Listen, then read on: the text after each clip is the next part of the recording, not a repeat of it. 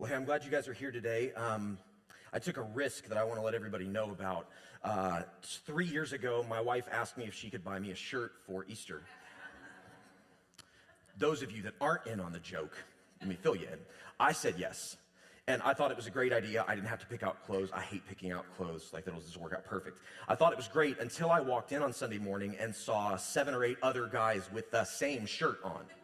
Okay, so there are pictures floating around of a bunch of us with the same pink shirt on. So guys, all of you look amazing today, and none of you have the same shirt on as me, although I did let my wife pick this shirt out. So that's the risk I took, was that I thought there was a chance that a bunch of you would show up. Thank you guys for all looking super sharp and not wearing this shirt today. I appreciate it more than you could possibly imagine.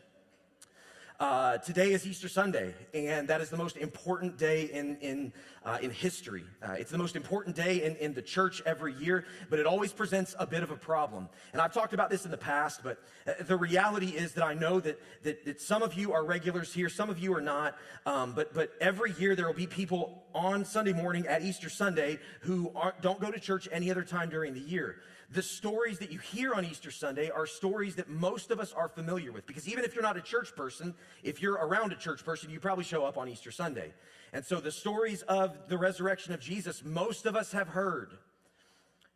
So Christmas and Easter, for a pastor, it's like, man, what am I going to say that people haven't heard before? And for you guys, like, I do imagine that for some of you, you're like, all right, Easter, I love Easter, it's great, but also I've heard this a million times. And so I'm going to try to talk about an aspect of the story today that maybe you haven't heard or maybe you haven't really thought about, but that I think is significant. And so, I made some assumptions just now, to be fair. I made some assumptions that we're all familiar with the Easter story. Now, you may or may not be. And so if you aren't, let me get you caught up, because what we're going to cover today are some of the very last words that Jesus spoke before he died on the cross. And so what all led to this, Jesus Christ was born in a town called Bethlehem, and about 2,000 years ago, which was a town in Israel. He grew up a Jewish boy and eventually began to study to become a Jewish rabbi, which is a teacher. It's somewhat like you could think of a pastor or a priest or something like that. That was kind of what a rabbi would have been then, a religious teacher, a religious leader. And so Jesus grows up and he becomes a rabbi. And what rabbis would do is they would at some point in time, they would begin to ask some people to follow them and to learn from them.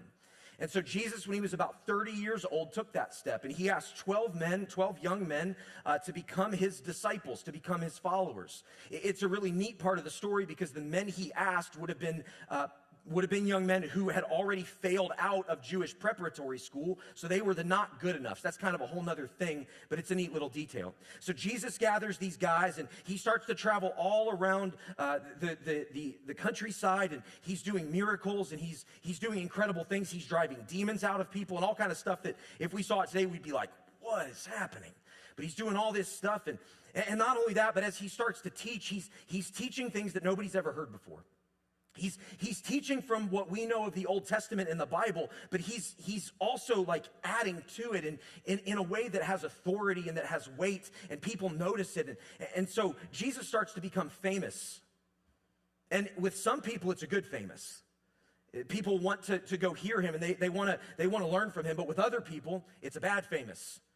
Because what Jesus is ultimately doing is he's essentially kind of talking about overthrowing the religious order of things. And the people who had power didn't like that very much. And so as we enter into Holy Week, the beginning of Holy Week is what's known as Palm Sunday, which would have been last Sunday. On Palm Sunday, what happens is Jesus enters Jerusalem. And he goes there for a specific reason. When he does, he gets this donkey, and he kind of like sets stuff up in this really important and really particular way. He gets a donkey and he rides in, and the streets are lined with people, and they're celebrating that this man has come to Jerusalem at last. And it's this really triumphant moment. But underneath it all, there's some ugliness brewing, because the people who thought Jesus was a threat, him coming to Jerusalem meant they had to do something about it.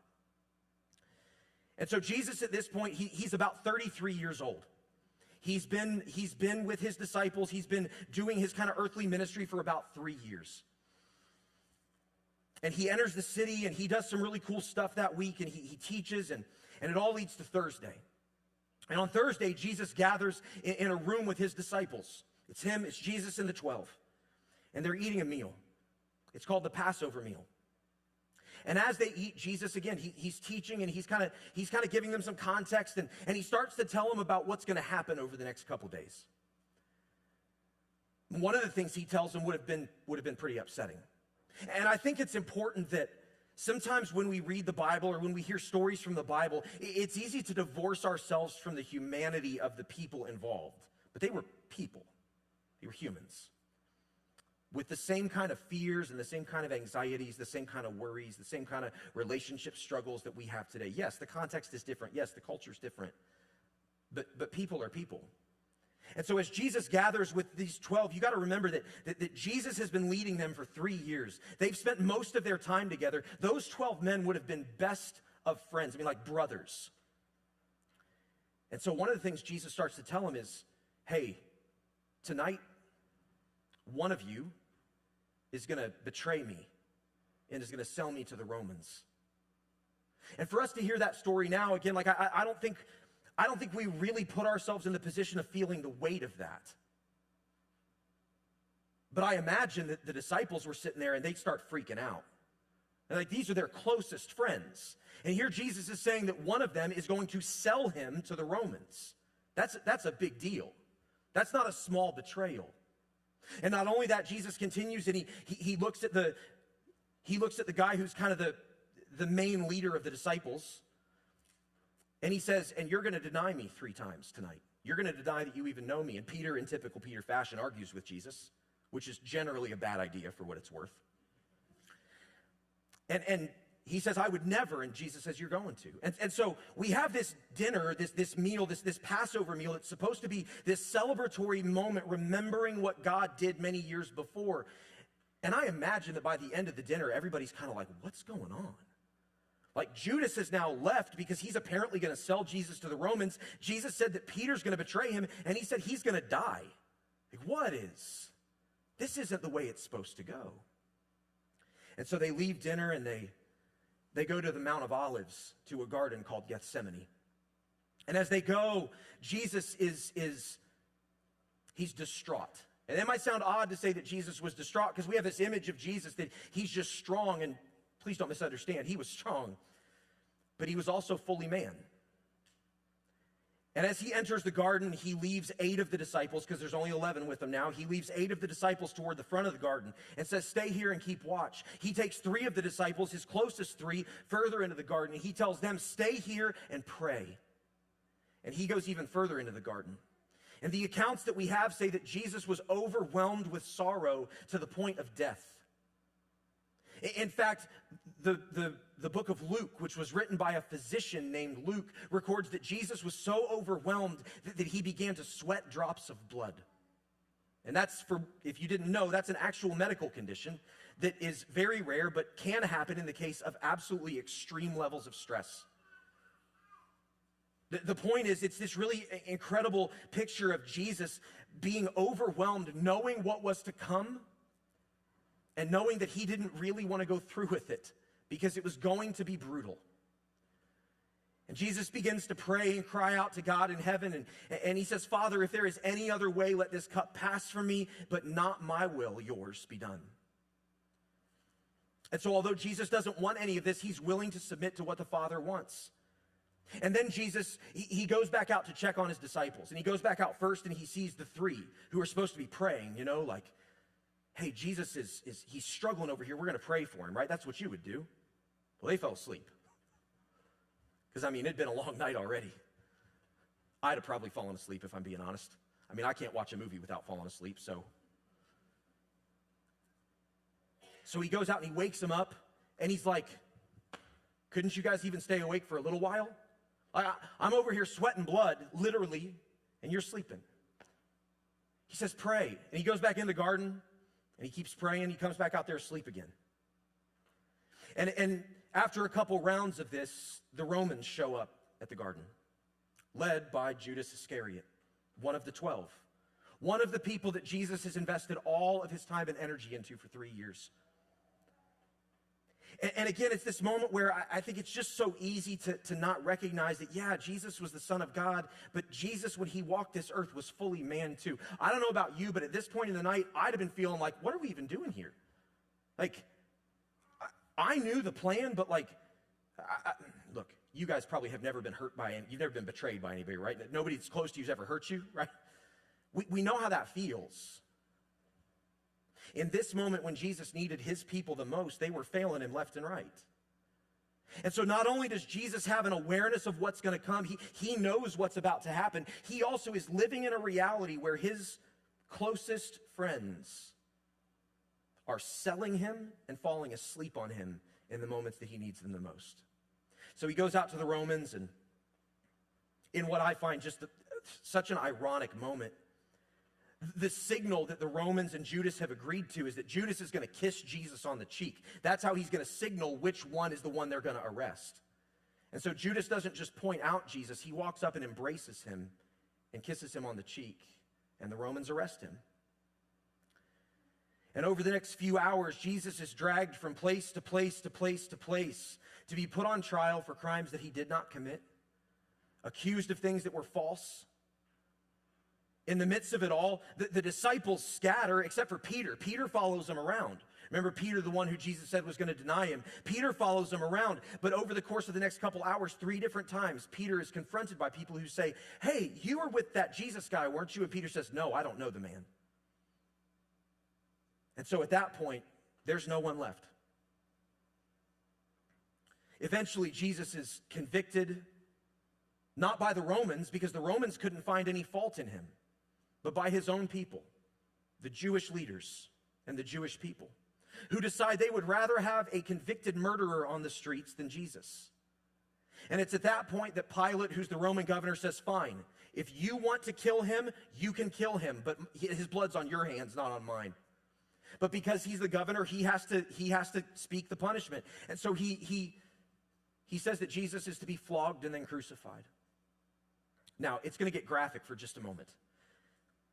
If you aren't familiar with Roman flogging, which I don't imagine many of us are, it was unbearably brutal. In fact, the Romans, the Romans wanted to maintain power. And so the Romans had figured out that they had perfected the art of torturing people to demonstrate, like, don't mess with us. If you mess with us, these kinds of things will happen to you. And so the Romans developed this beating called the 40 lashes minus 1. They called it the 40 lashes minus 1 because they figured out that if you whipped somebody 40 times in this manner, they often died. And so the goal of the 40 lashes minus 1 was most literally to bring someone to the absolute brink of death, but not to kill them. The way it worked was there was a big wooden beam, and they would shackle the person's arms to the top of the beam by the wrists, so they were hanging. And then they would beat the backs of their legs so they couldn't stand and they had to hang. That was an important part because they needed the skin to be stretched. At that point, they would take a whip known as the cat of 9 tails. And the whip was a big leather whip with 9 strands that came off of it, 9 leather strips. And within those strips were embedded pieces of bone, rock, and glass. And it was at that point that as the prisoner hung here, a Roman guard would start on this side and would begin to whip. And as they did, they would whip in such a way that the whip would come around and all that stuff would embed in the body. And then they would rip it back. And as I can hear the sounds, yeah, the purpose was to shred the flesh of the person being beaten. And they would whip from the shoulders all the way down the legs. And they would do about half on one side and they would switch and do about half on the other. And so when you hear about Jesus being beaten, please understand that Jesus was not just beaten. Jesus was brutally destroyed. His physical body.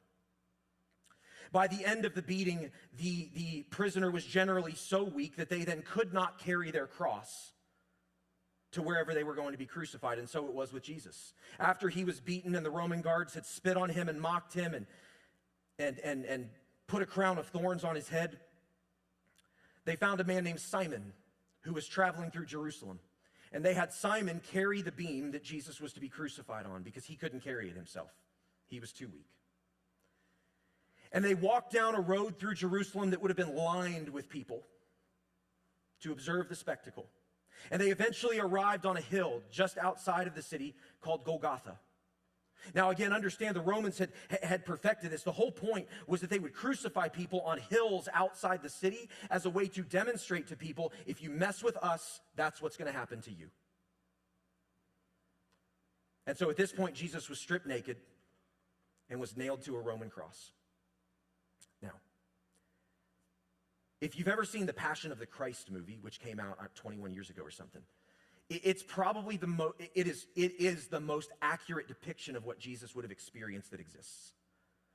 I watched it one time in theaters in 2004 and went, well, I'm good. Don't need to see that again. It is brutal, but it is accurate. And it's important to understand all that.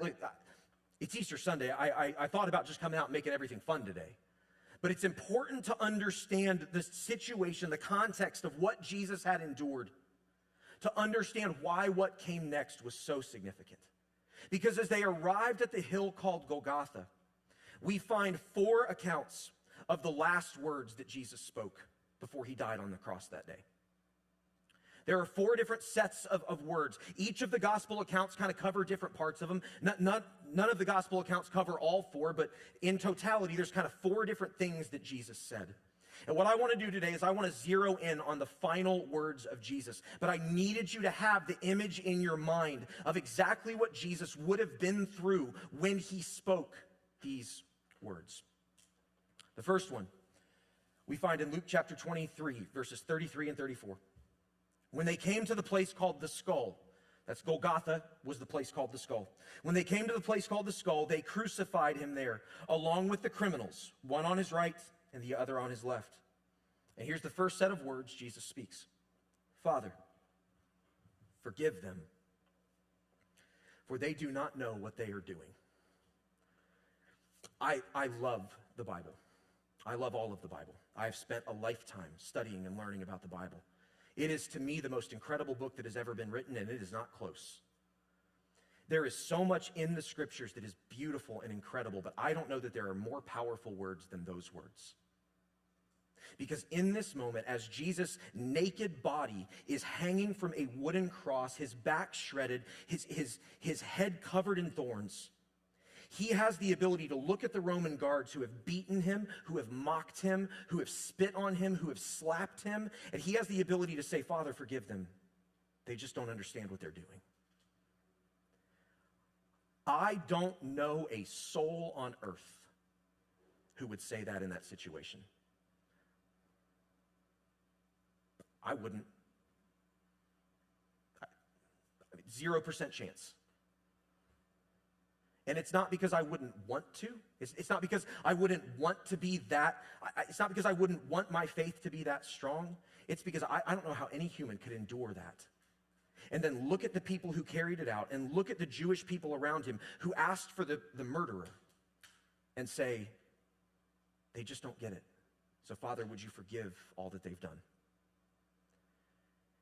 When we look at these 4 things that Jesus said, these last words of Jesus, I want to pull out 4 really important truths that all get to one truth.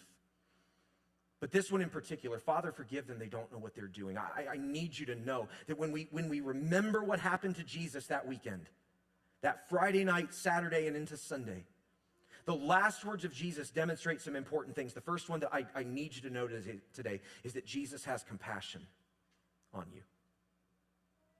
He has compassion. Like, no matter where you've been, no matter what you have done, no matter how far you've walked from him, no matter how much you might have hurt him, no matter how much it doesn't matter. You can't possibly have done more than what those Roman guards and Jewish people did to him that day. And for Jesus to be able to hang on the cross and look out at all these people and say, Father, forgive them, they just don't understand what they're doing. For Jesus to call down forgiveness from God the Father, you must know that whatever you've done, wherever you've been, Jesus has compassion on you. He doesn't care about where you've been. He doesn't care about what's led you to this moment. He has compassion. A few moments later, as as Jesus is hanging with the two criminals on either side, the criminals start up a conversation. It's not really a conversation. The one starts to mock Jesus, just like everyone else has done. And the other criminal hears what's happening, and he kind of scolds the other guy, and he's like, hey, don't you understand that this man is innocent? Like, we're criminals, but he's innocent. And then he says a very fascinating thing in Luke chapter 22, starting in verse 42. He, being the criminal, he says, Jesus, remember me when you come into your kingdom. And Jesus answered him, truly I tell you, today you will be with me in paradise. Now, we're not going to get into what today means or paradise means. That's a whole can of worms, okay? But what I want you to see here is that there's a man hanging on a cross, convicted of crimes, sentenced to death.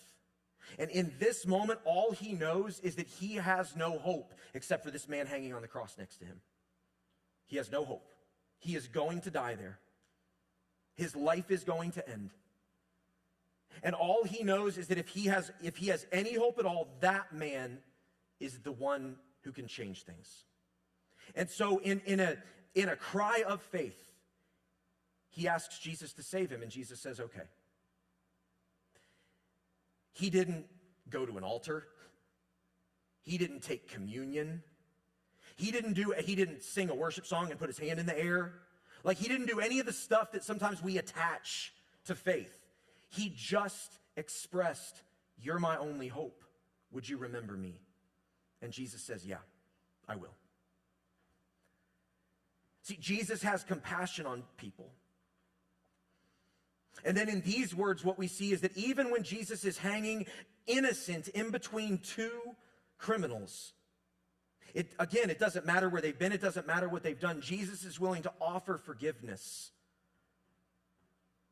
just because of the tiniest bit of faith. See, Jesus has compassion for you, and Jesus offers forgiveness to you. These four sets of words, again, remember where Jesus was. Remember the situation he was in. Remember the way that his body was beaten, that he wouldn't have even been recognizable. And yet in this moment, he offers forgiveness to a man that doesn't deserve it. In the first example, he asked God the Father to forgive him. In the second one, he just straight up forgives the guy. Jesus has compassion on you. Jesus offers forgiveness to you. Well, a few hours later, we don't know exactly how long Jesus hung on the cross that day. You do need to know that, see, crucifixion was supposed to be a slow death. The whole point of it was that as people hung there on the cross, they would eventually suffocate. And I know it's graphic, but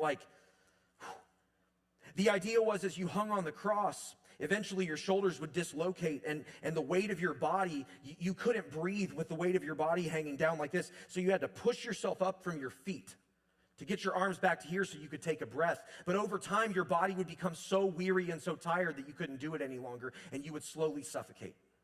That was what crucifixion was intended to do. Well, Jesus died quicker than most because of the beating that he had endured. And one account says that it was about 6 hours on the cross. A couple others say 3. It doesn't matter, but it was a long time. The point of it is that toward the very end, we find the next thing that Jesus said. In the book of Matthew, it says, from noon until 3 in the afternoon, darkness came over the land. At about 3 in the afternoon, Jesus cried out in a loud voice, and it's a Hebrew phrase, Eli, Eli, lema sabachthani, which thankfully Matthew translates for us, which means, my God, why have you forsaken me?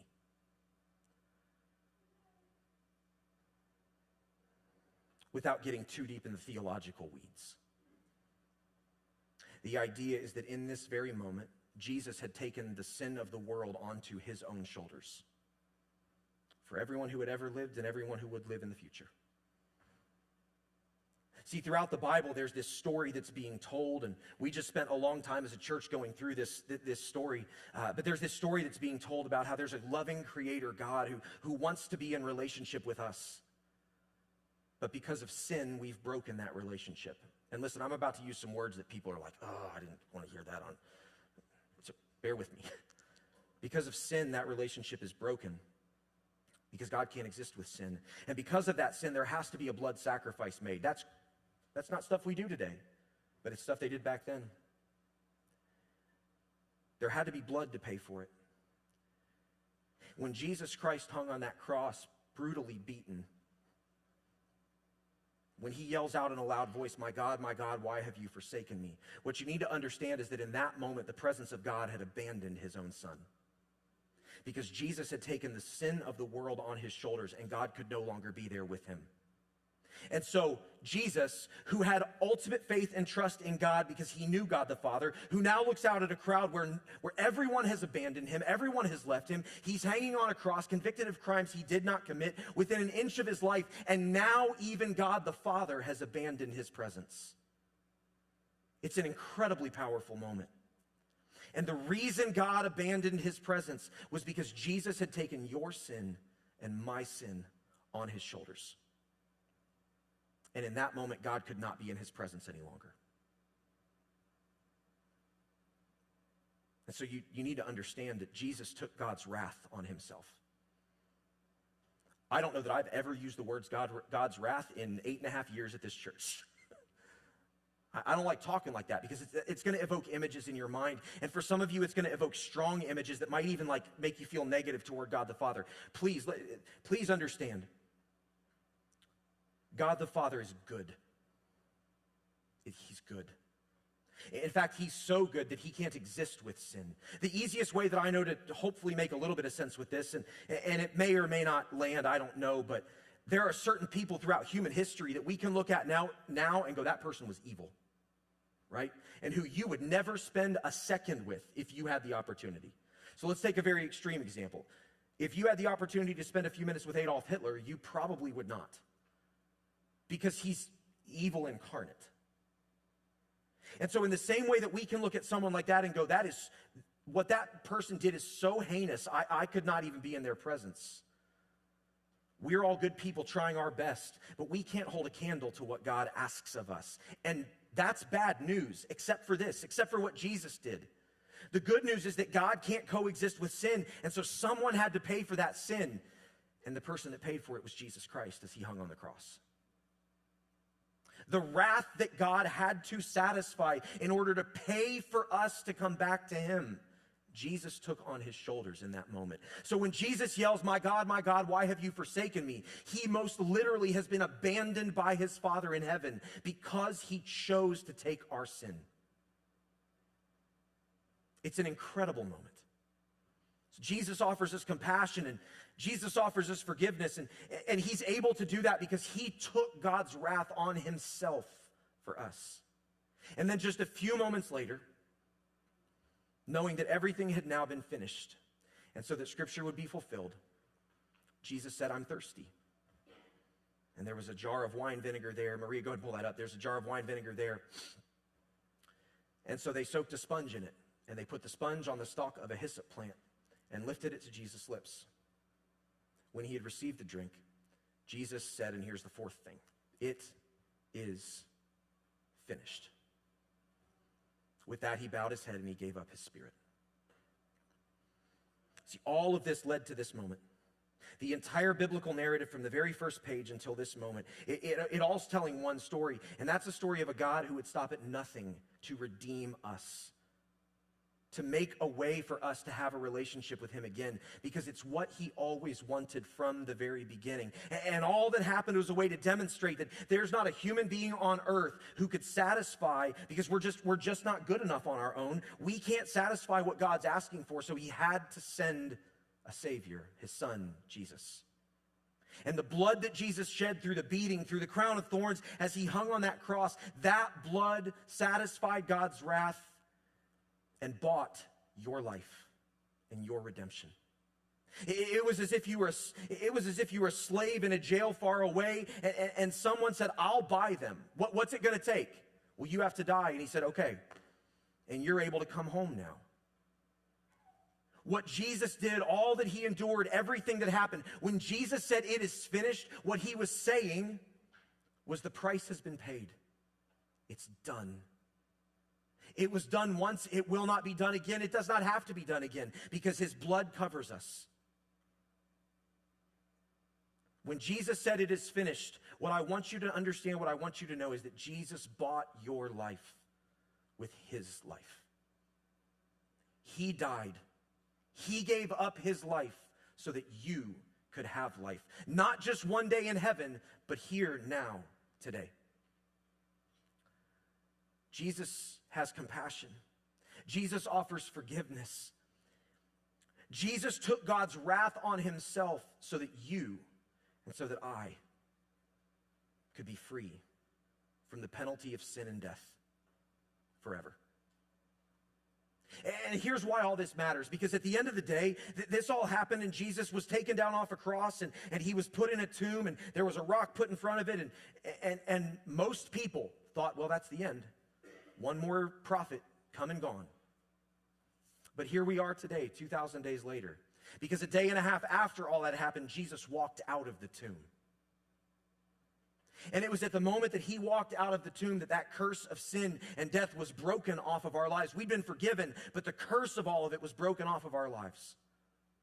And so as we celebrate the resurrection today, the resurrection is the most important moment in human history because what led to it was what made a way for us to have a relationship with God again, for us to have hope, for us to have life, for us to have joy, for us to have peace. For some of us, we lay our head on our pillow every single night and we have no peace. And we've searched and we've searched and we've looked and we've looked and we've tried this and we've tried that and we've done this and we've done that. And all of it's just led to more searching, more searching, more searching. When the reality is what you need has already been done. It is finished. And when Jesus walked out of that tomb, it made a way for us to go home. To the God who created you. To the God who loves you. And to the God who wants nothing more than to be with you. Forever, yes. Eternity, yes, but also today. You see, the reality is that this story, these moments, these words, they changed everything for me. And they didn't change everything for me because I read them in the Bible. I did read them in the Bible. I've read them in the Bible over and over. But they changed everything for me because when I think about this series of words, when I think about what led to it and what came, when I think about all of it, here's what I know. There is not a soul on earth who would do for me what Jesus did. There's no one. I don't care how much you love somebody, you would not endure what Jesus endured. You would not. None of us would. Because we all have a breaking point. None of us would endure it all. It was too much. But Jesus did. And not only did Jesus do it, but he did it when he could have called down a legion of angels at any moment to make it all go away. He was the Son of God. He had that power. In fact, that's what they were mocking him for. They were saying, if you're the Son of God, just call a legion of angels to come down and save yourself. And Jesus hung there on the cross. It's an old corny Christian cliche, and I hate old corny Christian cliches, but I'm going to use it anyway. It wasn't the nails that held Jesus on the cross that day. It was his love for you, and it was his love for me. He could have come down off the cross, but he chose to stay on it until the moment it was finished so that your life would be purchased and so that you could be free. And so I don't do what I do. I don't follow Jesus because the Bible says I ought to. I follow Jesus because he bought me at a price that no one else would ever pay. I've got 3 young kids who I love with every bit of my being. I couldn't endure what Jesus did for them. As much as I'd like to, I couldn't. That's just reality. But Jesus did. And he did it for them. He did it for me. He did it for you. See, this day changes everything because this is the day where we remember that 2,000 years ago, the Son of God left the throne of heaven to pay a price for us that we couldn't pay. To buy us back to God the Father. So that we could be in a relationship that we were created for. So that we could have hope and life. So that we could have joy and peace. And for those of you who've spent your life searching for peace and you've never been able to find it, it's in Jesus. It's in what he did on the cross. And it's in coming back to a relationship with your Father in heaven who made you and who loves you and who wants nothing more than to be with you. And so today, as we get ready to finish up, I'm gonna pray in a moment, and then we're gonna sing a song here in a little bit, and we're gonna sing a song that to kind of end today and to celebrate. And it's the bridge. We're gonna sing it, and it's, "Oh, praise the one who paid my debt and raised this life up from the dead." Because when Jesus walked out of that tomb 2,000 years ago, he made a way for all the dead things in us to come alive. He made a way for us to have life here and now and to have life forever with him. And it is the most important thing that has ever happened. But before we get to that, I'm going to pray for us. And I'm going to give an opportunity. Maybe you're here today and you don't know Jesus and you don't have peace. And you've searched and you've never been able to find it. And when you lay your head on your pillow at night, you don't have it and you don't know where to get it. And I want to give you an opportunity to respond to what Jesus did for you. So would you pray with me, and then we're going to sing and celebrate to end today. Father in heaven.